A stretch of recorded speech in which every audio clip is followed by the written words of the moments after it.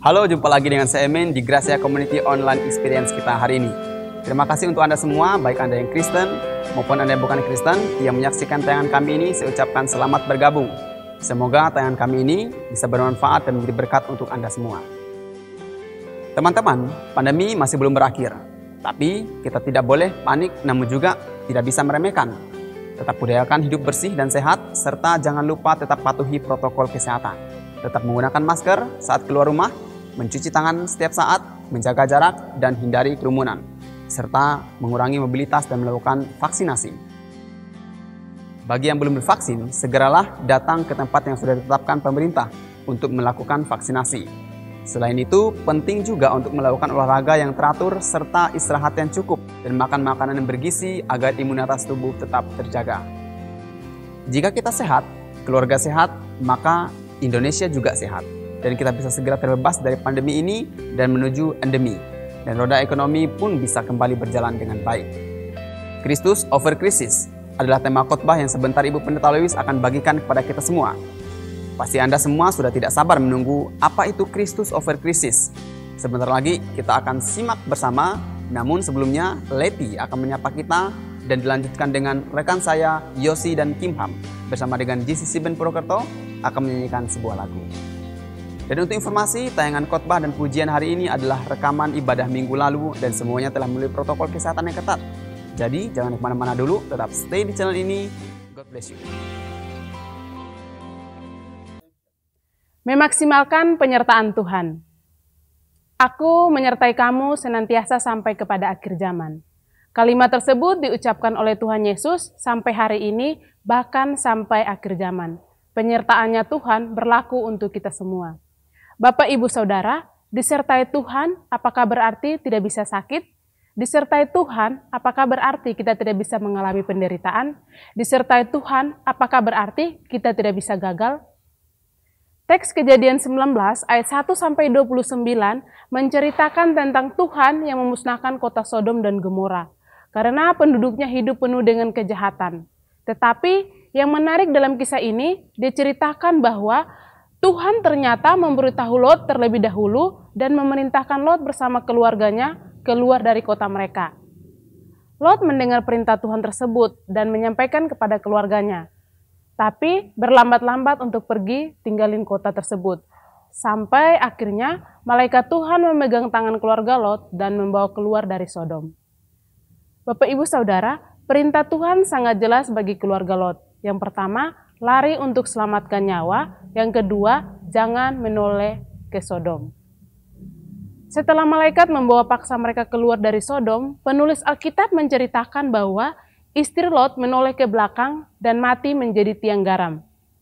Ketaatan pada perintah Tuhan adalah salah satu cara kita bisa menikmati penyertaan Tuhan dalam hidup kita secara maksimal. Setiap kita yang disertai oleh Tuhan, penyertaannya tidak bergantung pada saleh atau berdosanya kita, juga tidak bergantung pada kondisi kita saat ini. Bagaimana cara kita untuk memaksimalkan penyertaan Tuhan dalam hidup? Mungkin di antara kita pada malam hari ini ada yang sedang sakit. Coba cari informasi yang benar tentang kesehatan. Pergi ke dokter, minta obat, sambil terus memohon kesembuhan dari Tuhan. Bagi kita yang sedang sekolah atau kuliah, memberi waktu lebih banyak untuk belajar daripada main game, nonton, dan kita perlu terus berdoa meminta hikmat Tuhan. Dan bagi kita yang sedang kesulitan keuangan, bekerja lebih giat dengan keras dan terus meminta Tuhan memberkati usaha kita. Bagi kita yang mengalami tubuh yang kurang sehat, kita perlu olahraga, memperhatikan pola makan yang sehat. Bapak, Ibu, Saudara, ajakan saya bagi kita semua adalah menaati perintah Tuhan, maka kita akan mengalami penyertaan Tuhan dalam hidup. Terima kasih, Tuhan Yesus memberkati.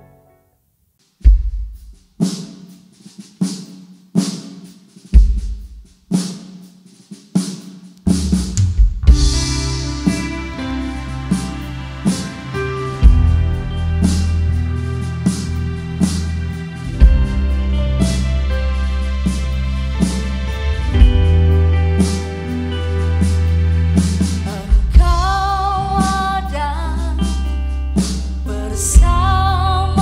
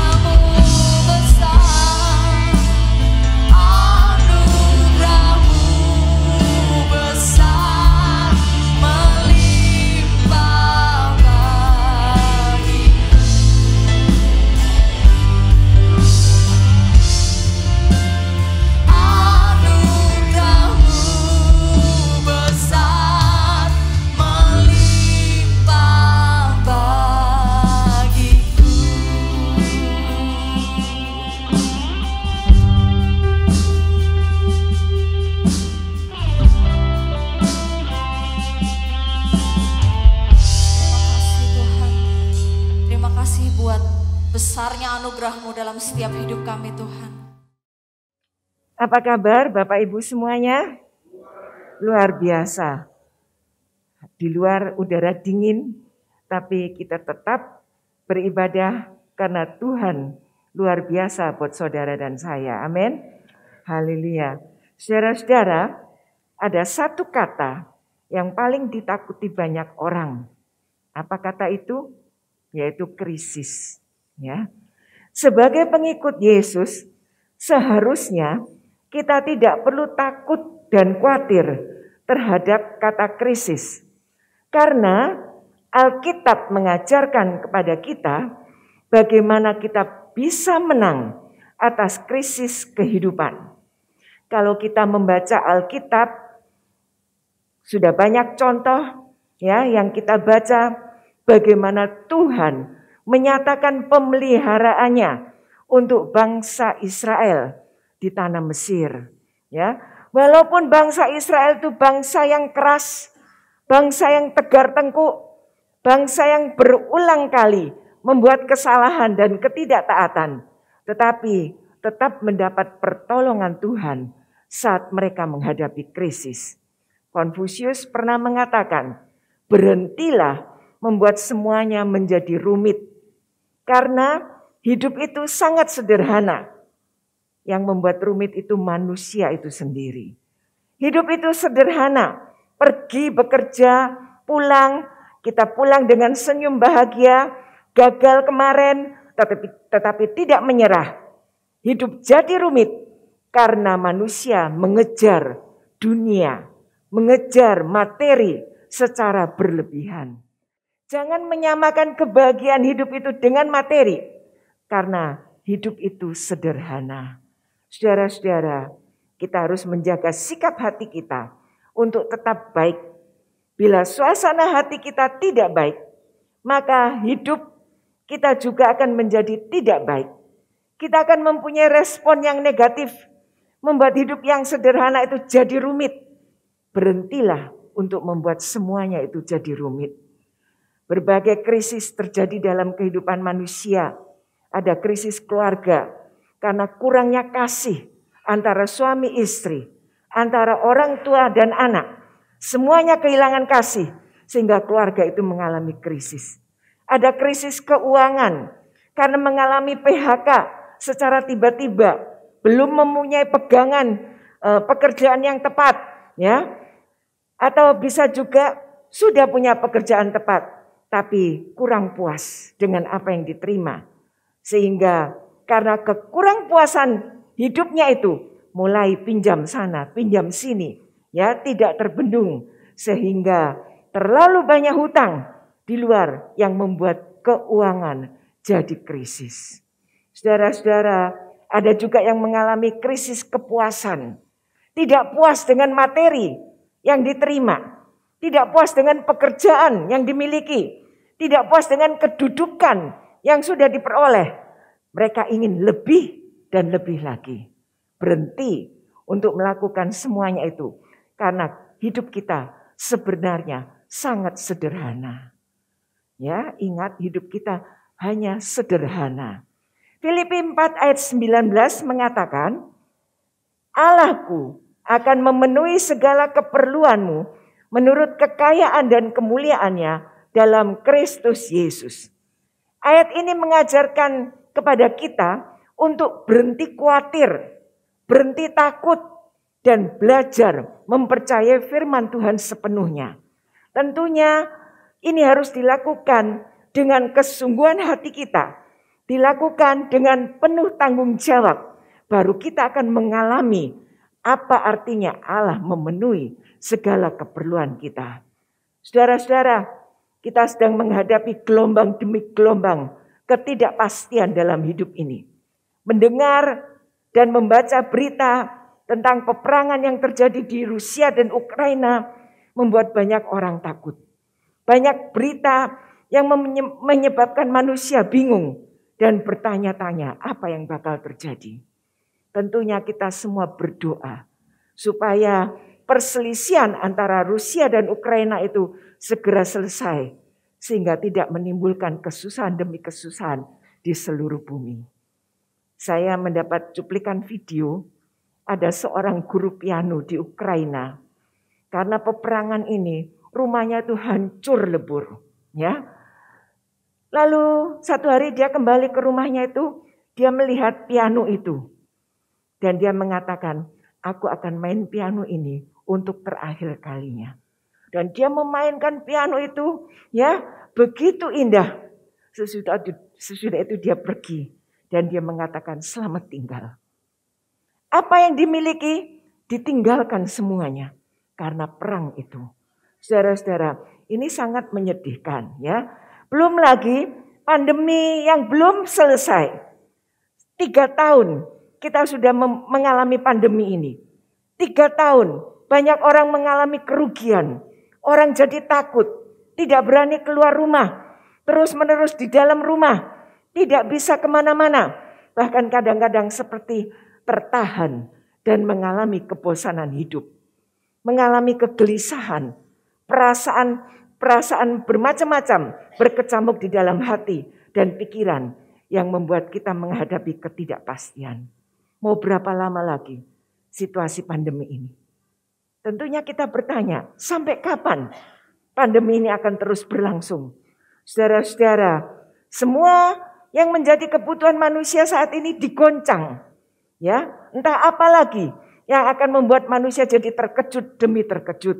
Kemarin Hulda mengatakan, kadang-kadang kita di grup keluarga itu mengatakan, hari ini minyak goreng harganya 50.000. Lalu Hulda waktu telepon semalam dia mengatakan, bukan di Indonesia. Kami di Australia sudah mengalami mulai pandemi. Ya, kalau sekarang dia bilang cari telur 1 slop $3, itu nggak ada.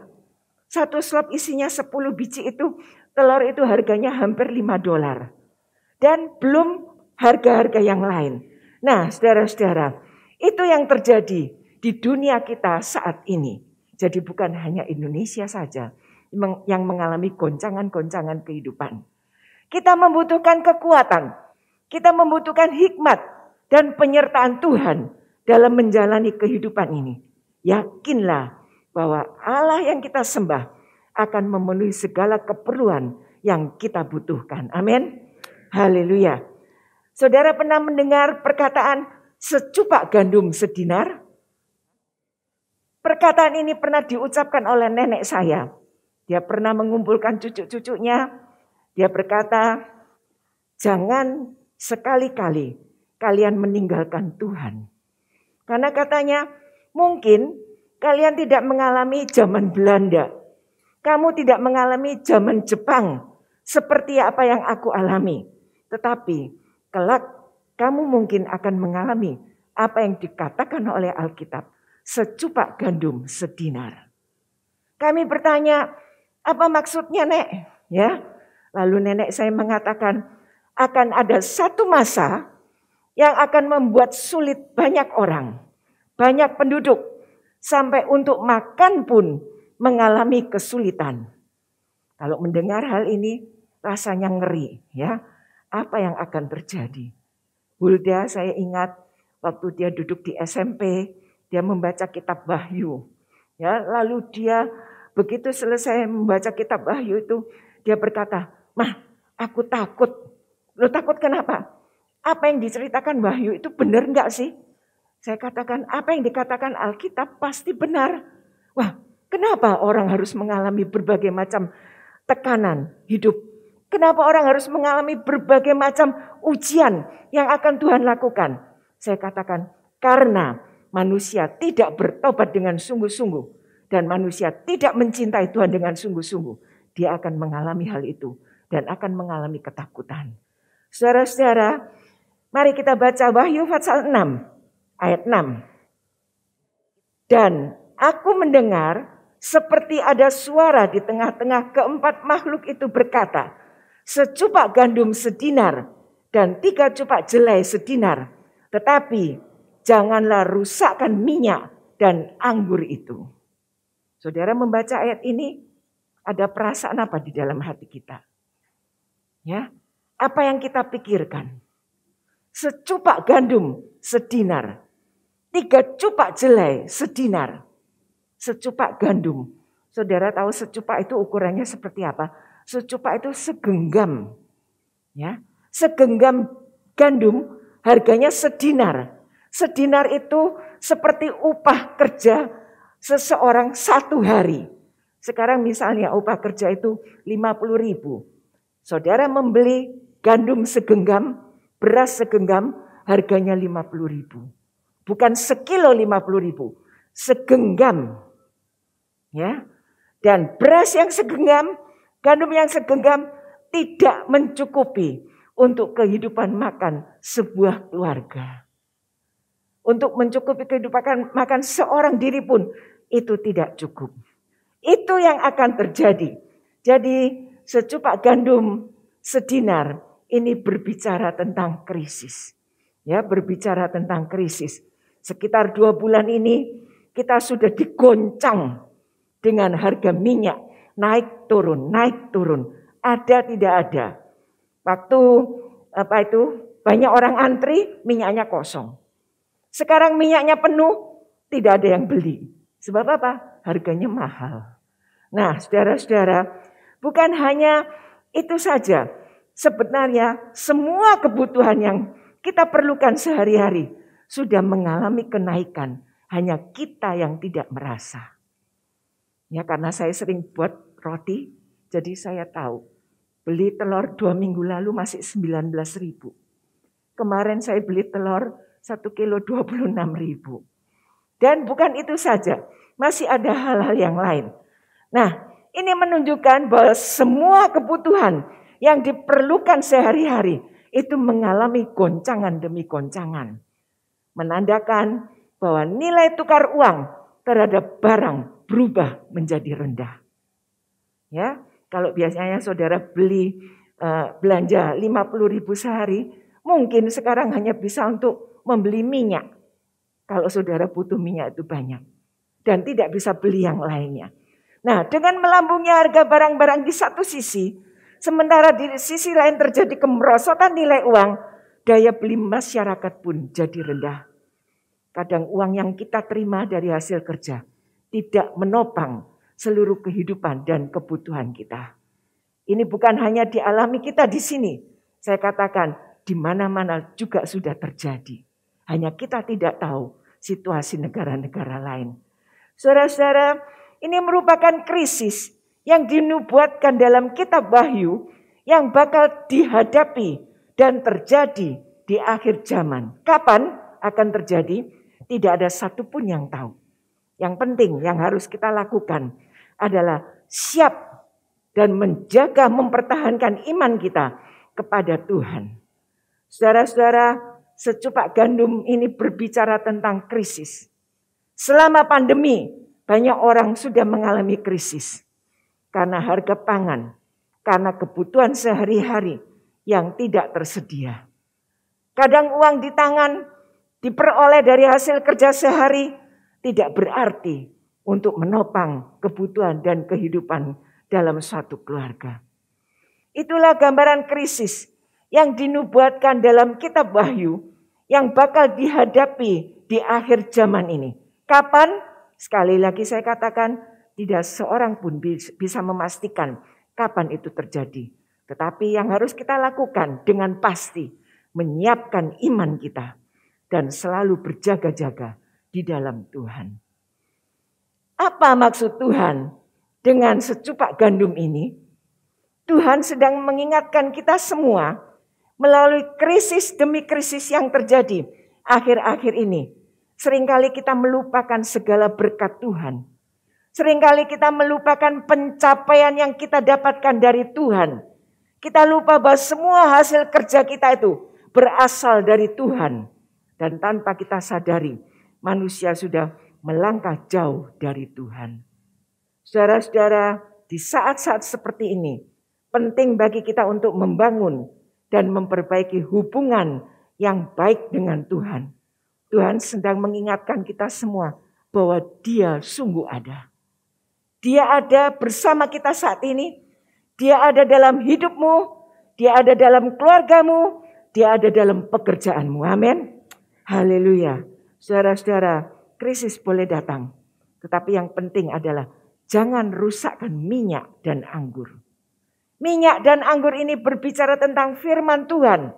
Tentang Roh Kudus yang kita miliki. Itu harus ada dalam kehidupan kita. Jangan sampai firman Tuhan pergi dari hidup kita. Jangan sampai Roh Kudus meninggalkan kita. Sehingga kita mengalami hidup yang kacau. Tapi biarlah firman Tuhan dan Roh Kudus senantiasa menyertai hidup saudara dan saya. Saudara-saudara, Tuhan mengingatkan kita bahwa akan ada masa yang lebih berat. Karena itu siapkan hati, terutama iman kita kepada Tuhan. Matius 6 ayat 33 mengatakan, carilah dahulu kerajaan Allah dan kebenarannya, maka semuanya itu akan ditambahkan kepadamu. Ya, kita diingatkan mencari Tuhan lebih dahulu. Lain-lainnya itu akan dicukupkan oleh Tuhan. Kita harus punya keyakinan itu. Cari Tuhan, cari kebenarannya, cari hal-hal rohani lebih utama. Dan yang lain-lainnya itu akan disertakan oleh Tuhan dalam kehidupan kita. Kita akan memeriksa sebuah kisah dalam 2 Raja-Raja pasal 4 ayat 1-7.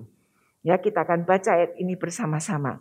Di situ diceritakan tentang krisis yang dialami oleh seorang wanita, seorang janda dari abdi Allah. Jadi wanita ini bukan orang yang tidak mengenal Allah, tapi wanita ini orang yang benar-benar mengenal Tuhan, menyembah Tuhan dengan benar, ya. Tapi dia mengalami krisis. Jadi, saudara-saudara, krisis itu bukan hanya dialami oleh orang dunia, tapi juga dialami oleh kita semua. Sebagai anak-anak Tuhan kita bisa mengalami krisis. Tapi ada hal-hal yang bisa kita lakukan untuk mengatasi krisis itu. Mari kita baca bersama-sama 7 ayat ini. Mulai. Salah seorang dari istri-istri para nabi mengadukan halnya kepada Elisa sambil berseru, hambamu, suamiku, sudah mati. Dan engkau ini tahu bahwa hambamu itu takut akan Tuhan. Tetapi sekarang penagih hutang sudah datang untuk mengambil kedua orang anakku menjadi budaknya. Jawab Elisa kepadanya, apakah yang dapat kuperbuat bagimu? Beritahukanlah kepadaku apa-apa yang kau punya di rumah. Berkatalah perempuan itu, hambamu ini tidak punya sesuatu apapun di rumah, kecuali sebuah buli-buli berisi minyak. Lalu berkatalah Elisa, pergilah, mintalah bejana-bejana dari luar, daripada segala tetanggamu, bejana-bejana kosong, tetapi jangan terlalu sedikit. Kemudian masuklah, tutuplah pintu sesudah engkau dan anak-anakmu masuk. Lalu tuanglah minyakmu itu ke dalam segala bejana, maka mana yang penuh angkatlah. Pergilah perempuan itu daripadanya. Ditutupnyalah pintu sesudah ia dan anak-anaknya masuk.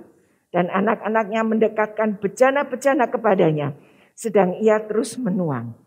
Ketika bejana-bejana itu sudah penuh, berkatalah perempuan itu kepada anaknya, dekatkanlah kepadaku sebuah bejana lagi. Tetapi jawabnya kepada ibunya, tidak ada lagi bejana. Lalu berhentilah minyak itu mengalir. Kemudian pergilah perempuan itu, memberitahukannya kepada abdi Allah. Dan orang ini berkata, pergilah, jualah minyak itu, bayarlah hutangmu, dan hiduplah dari lebihnya, engkau serta anak-anakmu. Amin. Saudara-saudara, melalui ayat-ayat yang kita baca, kita mendapat pelajaran bahwa melalui kesulitan yang kita alami, Allah sanggup membawa kita kepada pemulihan.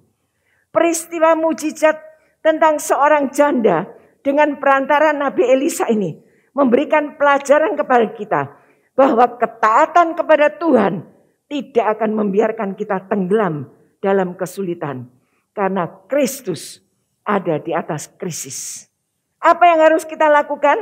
Yang pertama, tetap setia kepada Tuhan walaupun keadaan sulit. Ayat 1 mengatakan, hambamu ini takut akan Tuhan. Beranikah kita berkata di hadapan Tuhan saat kita menghadapi kesulitan, Tuhan, hambamu ini adalah orang yang takut akan Tuhan. Beranikah kita memberikan pengakuan bahwa kita adalah orang yang takut akan Tuhan, saudara-saudara, dapat disimpulkan bahwa keluarga ini merupakan keluarga yang taat beribadah kepada Tuhan. Kemudian mengalami kondisi yang buruk. Suaminya meninggal. 2 anak laki-laki yang masih muda tanpa harta yang dapat diandalkan oleh keluarga ini. Anak-anak bakal dijadikan budak karena tidak bisa membayar hutang. Dan perempuan ini merasa putus asa melihat keadaan keluarganya. Tetapi perempuan ini sudah membuat keputusan yang tepat, yaitu dengan tetap setia beribadah kepada Tuhan saat mengalami kesulitan. Dan dia datang kepada Elisa untuk mendapatkan petunjuk dan nasihat. Seringkali kita jauh dari Tuhan saat kita belum punya pekerjaan, gak gereja-gerejaan. Jadi gereja itu dianggap sebagai modal untuk kita mendapat bekerja. Salah. Ya. Kita percaya kepada Tuhan, kita beribadah karena untuk kebutuhan iman kita sendiri. Bukan untuk kebutuhan materi, kebutuhan jiwa yang menyelamatkan, yang akan kita bawa terus sampai kita pulang ke surga. Saudara-saudara, tetapi perempuan ini sudah membuat keputusan yang tepat, yaitu tetap setia beribadah kepada Tuhan. Walaupun mengalami kesulitan, dan dia datang pada alamat yang tepat, yaitu datang kepada Elisa sebagai wakil dari Tuhan untuk mendapatkan petunjuk, untuk mendapatkan nasihat. Saudara-saudara, orang bijak mengatakan kita tidak pernah melewati kesulitan yang tidak dilewati oleh Tuhan Yesus. Semua kesulitan yang kita hadapi, yang kita alami, itu sudah dialami oleh Tuhan Yesus sebelumnya waktu dia berada di dunia ini. Jadi kita tidak bisa berkata, kesulitanku lebih berat, ya, kesulitanku lebih hebat dari apa yang dialami oleh Tuhan. Tidak. Tuhan sudah mengalami itu lebih berat dari apa yang kita alami. Saudara-saudara, semua orang memiliki masalah, tetapi tidak semua orang memiliki Yesus. Ini letak masalahnya. Ya, semua orang pasti mengalami masalah dalam hidupnya. Apakah semua mengalami Yesus dalam hidupnya? Tidak. Karena itu, kalau kita ingin kuat, kita ingin lepas dari krisis, alami Yesus dalam hidup saudara dan saya. Saudara-saudara, keadaan yang sulit bisa menimpa semua orang. Tetapi apakah pada saat-saat yang sulit itu kita bisa tetap setia mengikut Tuhan? Atau justru kita berpaling dari Tuhan? Tuhan tidak pernah menjanjikan bahwa langit akan selalu terang. Tetapi berbahagialah kita, orang yang setia, bertahan, dan hidup dalam takut akan Tuhan saat menghadapi kondisi yang sulit. Saudara-saudara, Tuhan adalah Tuhan yang setia kepada kita. Tetaplah setia dalam kondisi apapun. Kondisi yang terburuk sekalipun dalam kehidupan ini. Jangan melihat besarnya masalah, tapi miliki respon yang benar saat menghadapi masalah itu. Haleluya. Yang kedua, siap saat ujian ketaatan datang. Saudara baca dalam ayat 2-4 tadi, ya. Di ayat 2 dikatakan bahwa janda itu sudah tidak memiliki apapun kecuali sebuah buli-buli yang berisi minyak yang tidak ada lagi harganya. Tidak punya apa-apa. Dia cuma punya botol kecil dengan sedikit minyak yang tidak ada harganya. Ya, tapi saudara-saudara, tahukah saudara-saudara, buli-buli atau botol kecil sesuatu yang tidak berharga di pemandangan manusia, tapi bisa berharga di pemandangan Tuhan. Mungkin ada sesuatu yang tidak berharga di dalam pemandangan kita, yang kita miliki, kita remehkan. Tetapi bila kita mau menyerahkan ke dalam tangan Tuhan, Tuhan bisa memakai dan menjadikan sesuatu yang kita anggap tidak berharga itu jadi berharga. Tuhan mau memakai sesuatu yang kita anggap tidak berharga untuk menguji sampai di mana ketaatan kita untuk melepaskan sesuatu yang kita anggap berharga itu. Ya, Tuhan ingin supaya kita belajar melepaskan.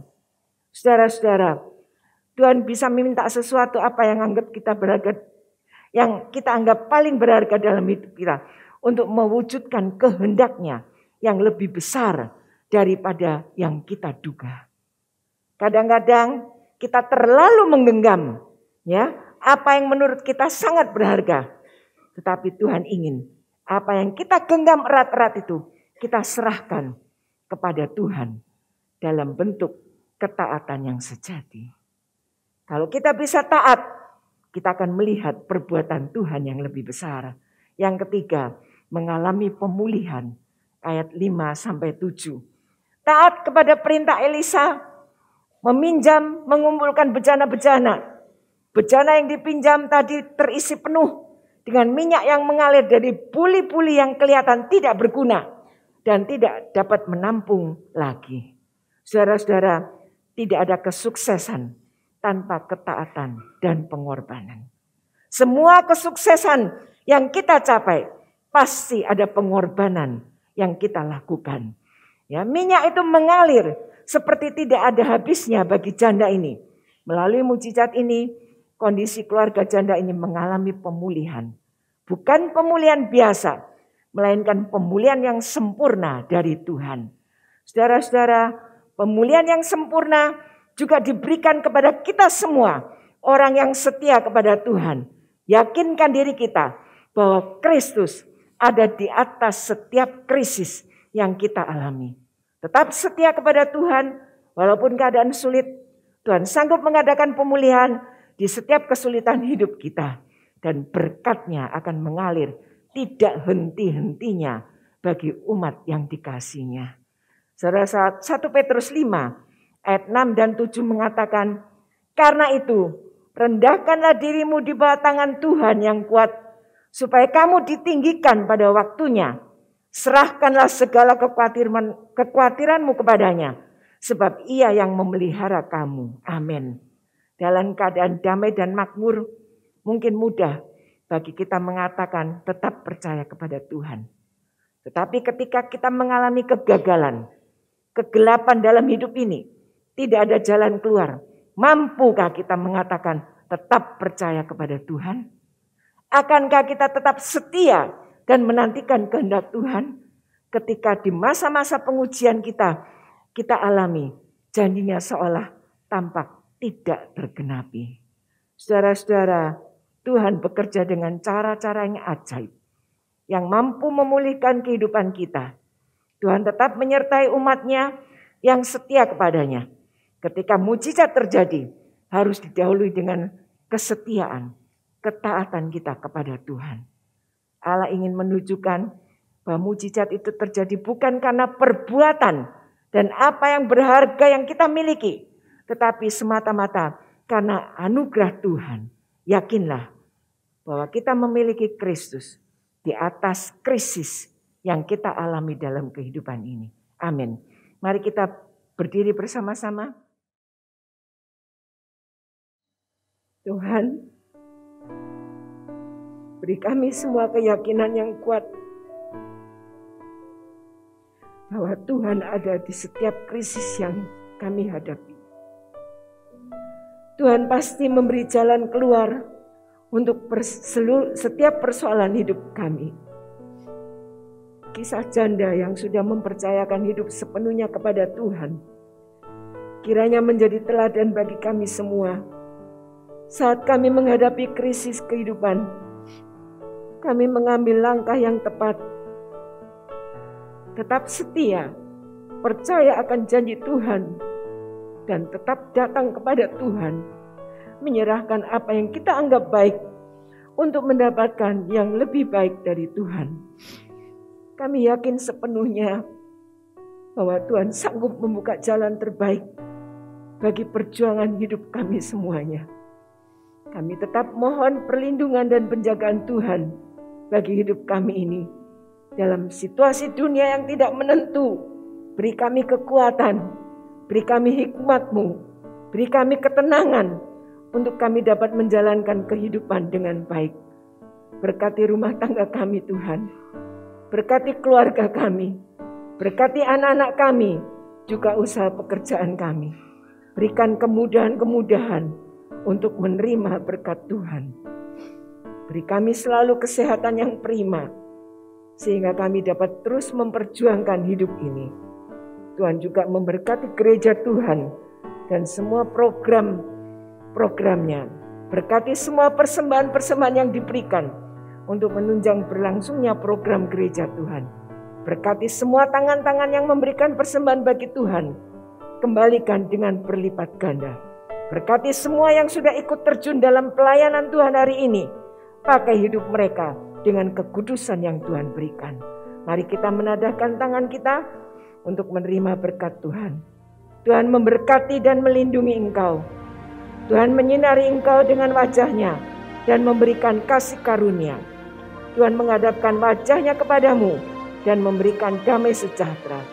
Berkat dari Allah Bapa, Allah Anak, Allah Roh Kudus menyertai dan mengangkat kita semua dari krisis kehidupan ini.